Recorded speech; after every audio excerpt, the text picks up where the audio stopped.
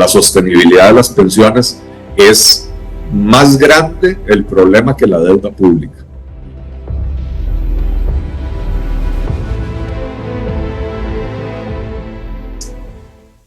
Muy buenos días, doña Amelia, buenos días a toda la audiencia de Nuestra Voz y de Radio Monumental. Doña Amelia, tal vez mejor así, porque podemos hablar del proyecto de ley y de la propuesta del gobierno de una forma desapasionada. Tengo que decir que revisé el proyecto de ley, me pareció muy bueno. Estoy de acuerdo con el planteamiento que está haciendo el gobierno. Y creo además que es muy bueno porque, a diferencia del discurso oficial, no es un proyecto de ley que parte del revanchismo, sino que parte de una genuina preocupación por equilibrar las finanzas de los regímenes de pensiones. Y tal vez le doy un poquito digamos, un repaso de cuál es la situación de los regímenes de pensiones, ¿verdad?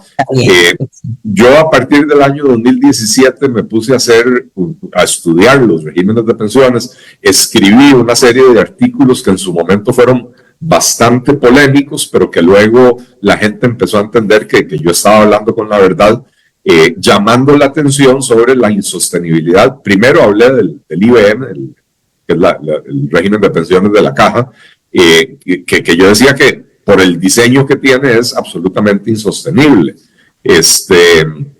Pero luego entró en la discusión los otros regímenes de pensiones. La Constitución Política de Costa Rica dice que habrá un régimen de pensiones público para garantizarle una vida digna a nuestros adultos mayores a la hora del retiro, de la jubilación.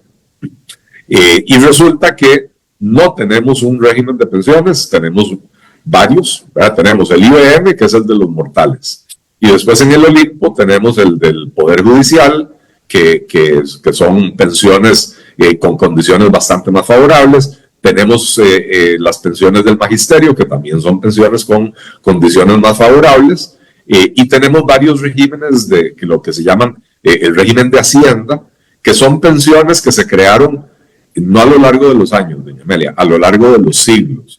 Todavía hay pensiones que se están pagando a descendientes de la campaña nacional de 1856, pensiones de guerra, ¿verdad?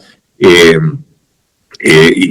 bueno, ayer en el programa, que lamentablemente terminó en un bochinche espantoso que a mí me dio una vergüenza tremenda, se hablaba de las pensiones de los diputados, ¿verdad? Que se crearon, no sé en qué año, pero sí sé que en 1996 se derogaron, ese régimen de pensiones ya no existe, pero todavía hay beneficiarios que están recibiendo pensiones bárbaras, ¿verdad? Entonces, ¿qué hace este proyecto de ley? Con un enfoque diferente, dice, analiza la salud financiera de los regímenes de pensiones y dice, mire, ninguno de estos regímenes es sostenible pagando las pensiones que se están pagando. Aún con los avances que se han hecho, y hay que reconocer, doña Amelia, que sí se han hecho avances importantes en los últimos 10 años en Costa Rica. Básicamente se le pusieron impuestos del 50% a las pensiones que ya estaban otorgadas, que aún con ese impuesto, y que quiere decir que una persona que le toca una pensión de 6 millones va a recibir 3 millones, ¿verdad? Aún así, estos regímenes, sus finanzas están comprometidas. El proyecto de ley se basa en un estudio actuarial, y el estudio actuarial señala cosas muy interesantes, ¿verdad? Por ejemplo, en el IBM el 62% más o menos de todas las pensiones son de 300,000 colones para abajo, y en estos otros regímenes a veces es el 8% o el 2% que son de montos así de bajos, ¿verdad? Y cuando nos vamos al otro extremo, las pensiones, en el caso del IBM, que tiene un tope, que hoy es la pensión máxima del IBM, es de 1.766.000 colones, creo que solo el 8 o el 9%, alrededor del 10% de todas las pensiones llegan a ese monto. Mientras que cuando uno ve el Poder Judicial, o uno ve el régimen de Hacienda, o uno ve el del Magisterio, puede ser el 25, el 30 o el 40% de las pensiones superan ese monto y lo superan a veces en montos exorbitantes, ¿verdad? Entonces, el proyecto plantea ponerle un tope a todos los regímenes de pensiones, el mismo tope que tiene la caja. Con eso, digamos que el déficit actuarial que tienen algunos de estos regímenes de pensiones, y tal vez hay que explicar qué se entiende por déficit actuarial.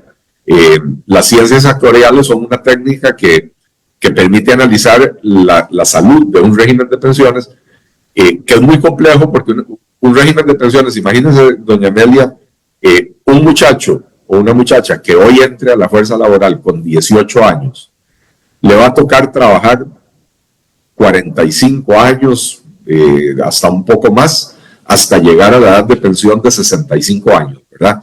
Y después esa persona puede vivir otros 30 o 40 años. Entonces, estamos hablando de que un joven que hoy entra a trabajar va a ser responsabilidad del régimen de pensiones por los próximos 80, 85 años, ¿verdad?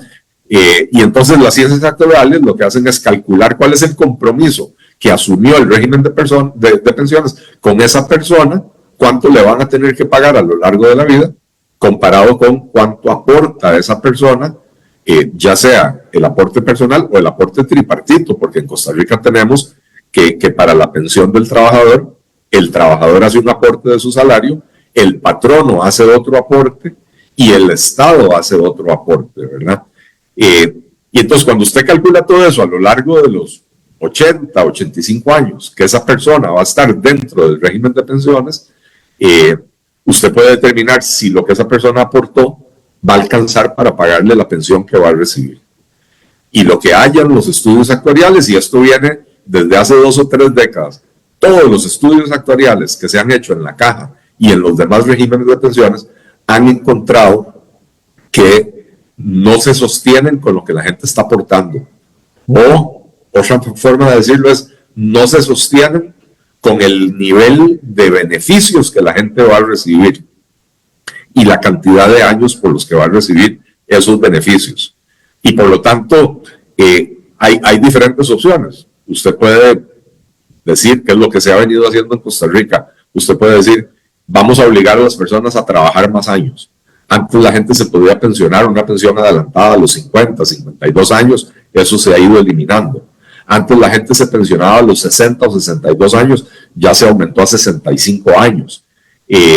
Antes la gente recibía una pensión del 100% del salario con el que se retiraba, eso es absolutamente insostenible, porque imagínense que una persona hoy entra a los 18 años a trabajar en un trabajo no calificado, después estudia o tiene una profesión, avanza en su trabajo, eventualmente va a tener un trabajo profesional con un salario mucho mejor, pero las cotizaciones de esa persona empezaron con un salario básico.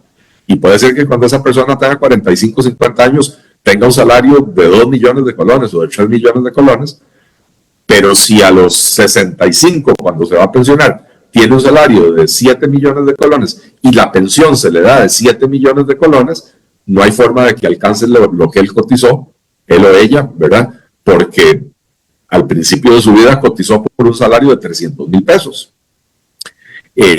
Entonces, ¿qué se ha hecho en Costa Rica? Decir, bueno, no, ya no le vamos a dar el 100% de su salario, ahora le vamos a dar el promedio de los salarios de los últimos 20 años. Después se dieron cuenta que eso no alcanzaba. Entonces dijeron, ok, le vamos a dar el 80% del promedio de sus salarios de los últimos 20 años. Y así se han ido reduciendo los montos de las pensiones, se han ido aumentando los montos de las cotizaciones y se ha ido aumentando la edad de retiro de las personas. Y aún así, por ejemplo, un régimen como el IBM no es sostenible. Hoy por hoy, doña Amelia, el único régimen que actuarialmente tiene un déficit pequeño que no es difícil de superar es el régimen del Poder Judicial. Pero en el Poder Judicial está pasando algo que es, a mi juicio, absolutamente injusto. El trabajador actual del Poder Judicial está aportando de su salario un 13% más de lo que necesitaría aportar para su pensión. Pero si no aporta ese 13%, no se le puede pagar la pensión a los que hoy están jubilados, porque los que hoy están jubilados nunca aportaron lo suficiente para recibir la pensión que están recibiendo. Entonces, ciertamente el monto de las pensiones en Costa Rica no es sostenible.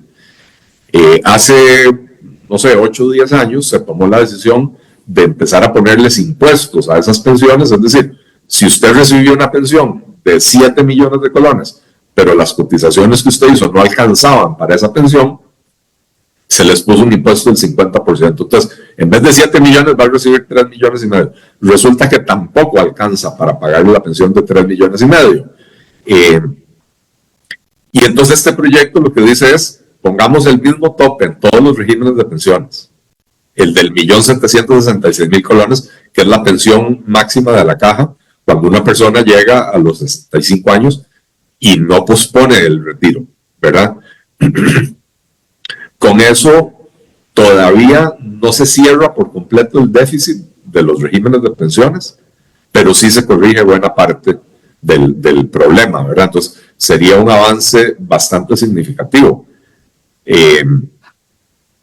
Aquí el tema va a ser, doña Amelia, al final, 2. Uno, de voluntad política, que yo espero que en la Asamblea exista la voluntad política para corregir estas injusticias históricas que tienen los regímenes de pensiones. Y el segundo, que va a ser un tema de constitucionalidad. La sala cuarta, y no porque yo crea que la propuesta es inconstitucional, yo creo que la propuesta es perfectamente razonable, pero la sala cuarta en el pasado emitió un criterio diciendo que no sé cuál convenio de la OIT, de la Organización Internacional del Trabajo, dice que no se le puede poner un impuesto de más del 50%, o sea que se le pueden poner impuestos de hasta el 50% al monto de las pensiones. Y por lo tanto, lo que se hizo en el pasado, en los últimos 10 años, fue poner ese impuesto, pero no es suficiente. El proyecto de ley tiene la virtud de que analiza lo que dicen los diferentes convenios de la OIT y encuentra que la OIT regula varias cosas, ¿verdad? Y entre ellas, por ejemplo, que las pensiones no vayan a ser menos del 40% del salario base, etcétera, ese tipo de cosas. Entonces, el proyecto de ley se cuida de cubrir esos aspectos de los convenios de la OIT, le da espacio a la sala cuarta para que digamos, cambie su criterio y me parece que está bien sustentado. Le hago todos estos comentarios, doña Amelia. He tratado de hacerlo dentro de la técnica, para no meterme mucho en la politiquería. Le hago todos estos comentarios habiendo revisado el proyecto de ley yo solito, por supuesto, y el proyecto de ley se presentó la semana pasada, tampoco es que he tenido tanto tiempo.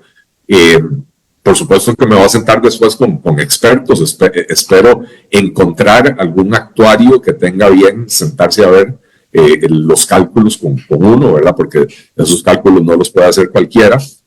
Yo como economista entiendo lo básico de las ciencias actuariales, pero no soy actuario y no puedo dar fe, ¿verdad?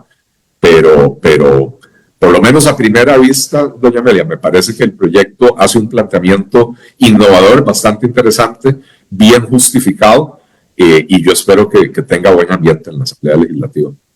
Aquí dice, ¿cuántos serían 1.700.000 colones en 45 años? También dicen, hay asociaciones de pensionados.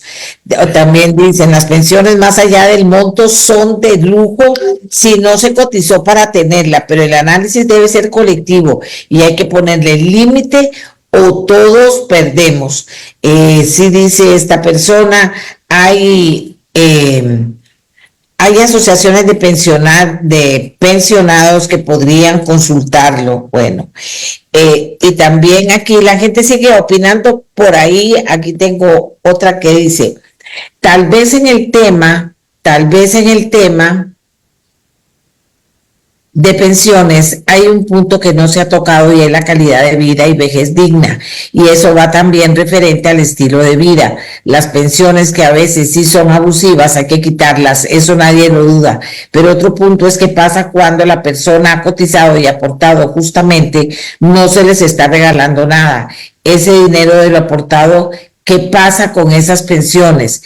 Ese es el punto, creo, que debería ser más amplio que solo poner un tope a todo. Yo creo que don Eli también entiende esta pregunta. Vamos a ver. Varios temas ahí con esos comentarios. Sí. Lo primero es que el tope se pone, digamos, al valor que hoy está pagando la caja, pero la caja lo actualiza todos los años, de acuerdo al costo de la vida. Entonces, ese 1.766.000 colones de hoy, dentro de 45 años, yo no le puedo decir cuánto va a ser, pero puede ser que dentro de 45 años sea 10 millones de colones, simplemente por ajuste de costo de vida. No es, o sea, es importante aclarar eso, no es que el tope se va a congelar en 1.766.000 y que cuando mi hija de 24 años tenga 70 y se pensione, le va a tocar también 1.766.000, no. Lo que le tocaría es el tope máximo que determina la caja. Segundo, sobre este último comentario, que me parece que es importantísimo. Yo cuando escribí esa serie de artículos en el 2017 y analizando sobre todo el IBM es un régimen insostenible por el diseño. Porque el régimen de pensiones del IBM y la mayoría de los regímenes de pensiones públicos del mundo, hasta hace unos años, tenían un diseño similar. Esto se inventó, doña Amelia, durante la Revolución Industrial. La Revolución Industrial permitió un crecimiento enorme de la capacidad productiva y eso permitió un crecimiento enorme de la población. Entonces hubo un boom, una explosión demográfica allá a mediados del siglo XIX, ¿verdad? Digamos así, para ponerlo en términos jocosos, la gente no encontraba qué hacer con tanto chiquito, ¿verdad? Pero como había capacidad de producir alimentos, entonces producían chiquitos, ¿verdad?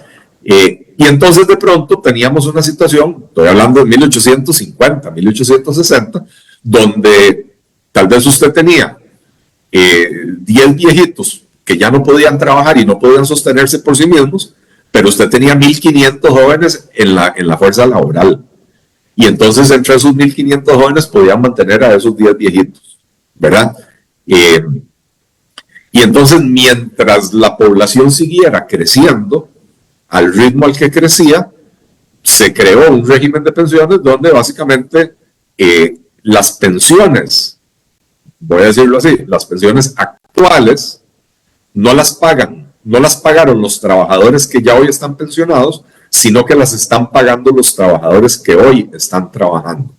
Eso se llama un régimen de reparto, donde las cotizaciones de los trabajadores de hoy se usan para pagar las pensiones de quienes hoy están jubilados. Es decir, lo que están cotizando hoy los trabajadores no necesariamente va a garantizar su pensión, sino que está garantizando la pensión de quienes hoy ya están jubilados. Así es.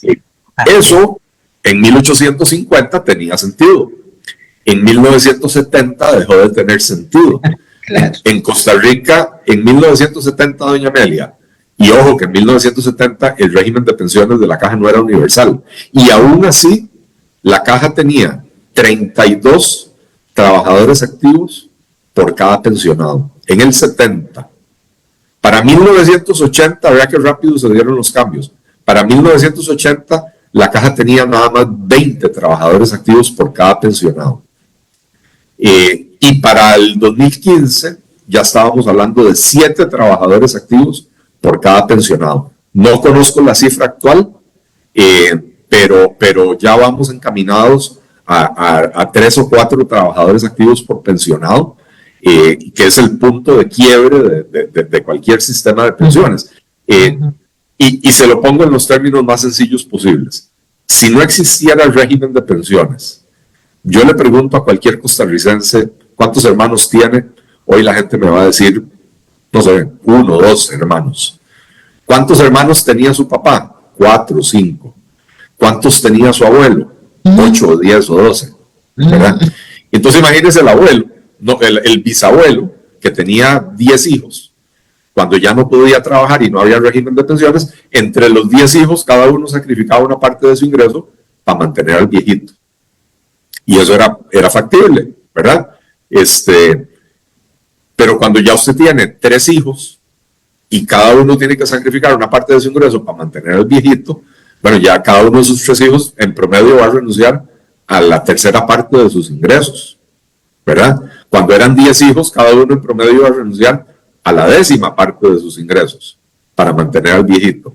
Pero ahora que la gente tiene entre 0 y 1 hijos, ¿verdad? Porque hacia eso va encaminada la población costarricense, el promedio de hijos que estamos teniendo hoy es 1.6, si no me equivoco, o sea, menos de 2 hijos. Entonces imagínense, una pareja que tiene un hijo o una hija y que no hubiera pensión y a ese hijo o hija le toca mantener a sus papás. ¿A cuánto de su ingreso tiene que renunciar para mantener a su pareja y a sus hijos y a sus papás? ¿Verdad? Se vuelve insostenible. Y eso es lo que tiene el régimen de pensiones del IBM. Y a lo que apuntaba ese último comentario que usted leyó, doña Amelia, es a que eso hay que cambiarlo y eso no se está proponiendo en este proyecto. Este proyecto busca resolver otro problema diferente y lo que plantea el lector o el radioescucha es una reforma mucho más ambiciosa. Yo, como le decía, escribí una serie de artículos en el 2017. Uno de ellos, si mal no recuerdo, lo titulé Una propuesta para la sostenibilidad de las pensiones, donde yo decía que ya no podemos tener ese régimen de reparto. Ya no podemos tener este sistema donde lo que hoy están aportando los trabajadores activos se usa no para garantizar su pensión futura, sino para garantizar la pensión de los que hoy ya están pensionados. Y que habría que migrar a un régimen, que para mí esto es lo ideal, un régimen que se llama técnicamente de capitalización individual, que es básicamente que, digamos, yo, Eliezer Feinza, estoy aportando, como también en este momento como diputado, aportando a mi pensión del IBM. Yo aporto un 10 y pico % de mi salario, la asamblea como patrono aporta otro porcentaje y el Estado como Estado aporta otro porcentaje. Eso debería de ingresar a una cuenta individual a nombre mío y lo que se acumule en esa cuenta es lo que me va a permitir a mí pensionarme. Y eso tiene muchas virtudes, doña Amelia, porque hace que mi pensión dependa de mi esfuerzo. Y entonces el mensaje que recibe el joven es, vea, si usted busca un trabajo informal o si usted le dice a su patrono, no me ponga en la caja, yo no necesito esa vara, porque es 18 años, yo soy inmortal y toda la cosa. Todos los años que usted no le cotice a la pensión son años que van a debilitar su pensión. Si usted empieza a cotizar desde el primer día, toda esa plata se acumula en su cuenta personal y eso le va a permitir una pensión más alta cuando al final. Claro. Entonces, genera un incentivo para la formalización y hace que, insisto, la pensión de uno dependa del esfuerzo de uno y no del esfuerzo de otros. Aquí la gente opina que han entendido lo que usted ha dicho. Me parece muy bien la propuesta de Eddie porque es acorde al empeño de la persona. Dice, qué ironía, y en lugar de realizar los cambios necesarios para garantizar la sostenibilidad del régimen, se crearon un montón de regímenes especiales cuya pensión se estableció hasta en 100% del salario. Y otra gente dice, y la heredaba cualquier cantidad de personas. Aquí tengo un montón de comentarios, pero voy a hacer unos poquitos. Don Eli, ¿cree usted que esto como está aquí, o sea, que de acuerdo a lo que usted nos cuenta y a lo que opina la gente, todavía faltaría hacer otra reforma importante? ¿Cree usted que no vaya a contar con el apoyo de los diputados? Esa pregunta hasta preferiría no responderla, doña Amelia, porque al final de cuentas, usted sabe que en la Asamblea prevalecen todo tipo de criterios. A veces prevalecen los criterios técnicos y muchas veces prevalece el cálculo político. Yo aquí le estoy diciendo abiertamente, a mí el proyecto me pareció bueno, es un proyecto que propuso el gobierno. Usted sabe que yo he sido muy crítico del gobierno cuando ha presentado proyectos malos, y abundan los proyectos malos, mal preparados, mal justificados que ha presentado el gobierno. Este es un proyecto que vale la pena. Y entonces no importa quién lo presentó, para mí es un proyecto que debería de avanzar.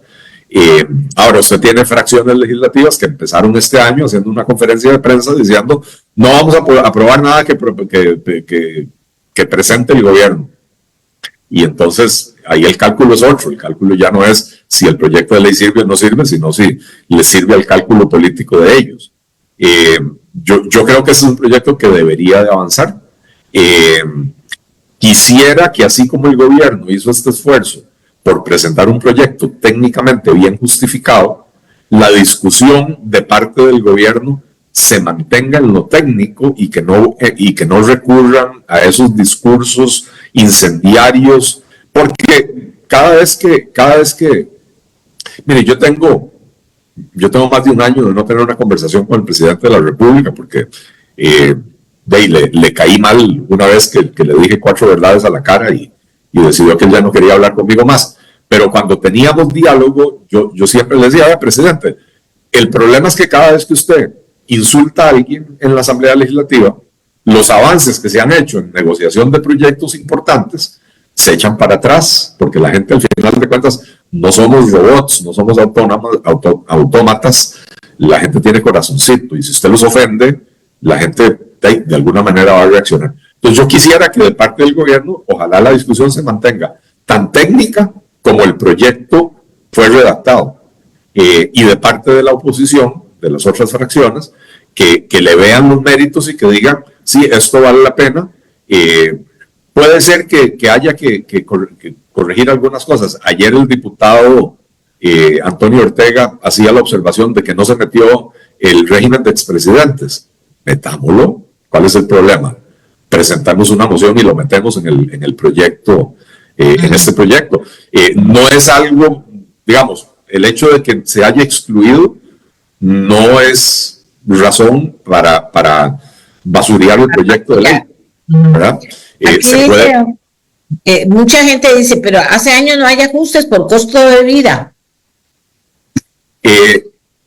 Sí ha habido ajustes. A ver, le soy franco, doña Amelia, yo no he revisado año con año cuánto se ajustó, pero como la inflación ha andado cercana a cero, puede ser que no ha habido ajustes o que los ajustes han sido mínimos, pero yo sí le puedo decir que hace 5 o 6 años, el monto máximo de la pensión de la caja estaba en 1.600.000, hoy está en 1.766.000. Quiere decir que sí ha habido algún ajuste, y Dios no quiera que la inflación se dispare, pero si la inflación fuera mayor, los ajustes serían mayores también.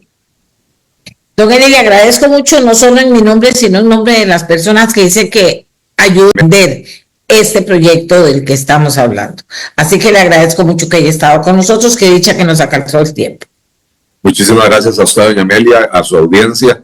De verdad que es un espacio importante para hablar, como le decía, de algo que es técnico, es difícil de entender, es complejo, pero es uno de los mayores problemas que tiene hoy Costa Rica. La gente tal vez no lo entiende y no lo reconoce, pero la sostenibilidad de las pensiones es más grande el problema que la deuda pública. Y eso es importante que se empiece a atacar desde ahora. Que tenga un lindo día, don Eli. Igualmente, doña Amelia, muchas gracias.